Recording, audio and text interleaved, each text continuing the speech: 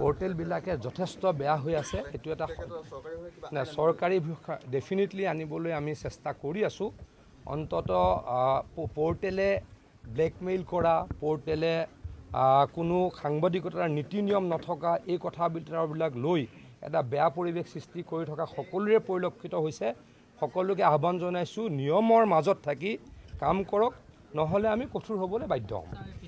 আইনে আইনৰ ৰাস্তা ল'ব। যদি কোনোবাই ভুল কৰিছে, এইখন চৰকাৰ দিনত সাৰি নাযায়। হিমন্ত বিশ্ব শৰ্মা ডাঙৰীয়াই ৰাইজৰ কথা শুনে। ৰাইজে যদি কিবা কয়, কেতিয়াবা আমি সিদ্ধান্তও বদলি কৰোঁ।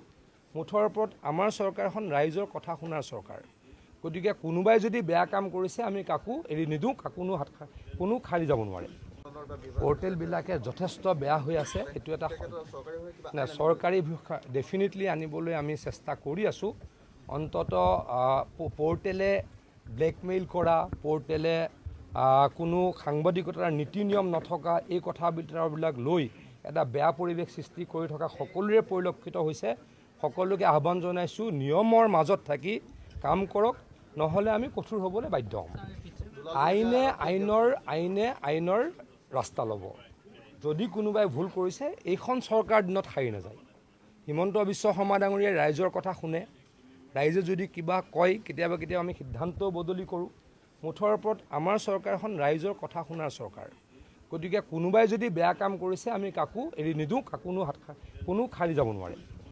পোৰ্টেলবিলাকে যথেষ্ট বেয়া হৈ আছে। এইটো এটা চৰকাৰী ডেফিনেটলি আনিবলৈ আমি চেষ্টা কৰি আছোঁ।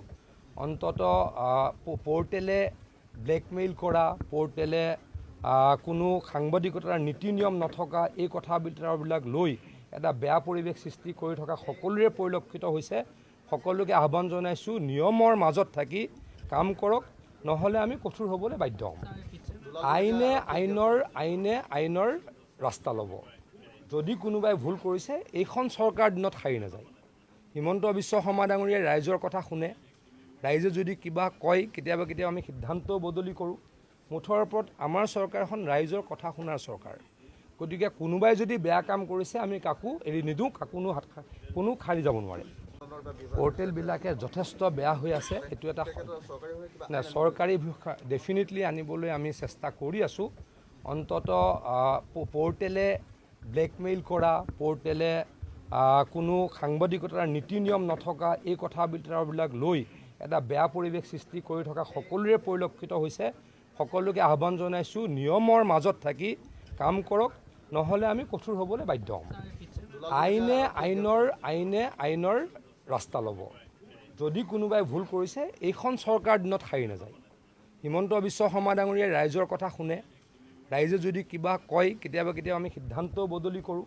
মুঠৰ ওপৰত আমাৰ চৰকাৰখন ৰাইজৰ কথা শুনাৰ চৰকাৰ। গতিকে কোনোবাই যদি বেয়া কাম কৰিছে, আমি কাকো এৰি নিদিওঁ, কোনো খাৰি যাব নোৱাৰে।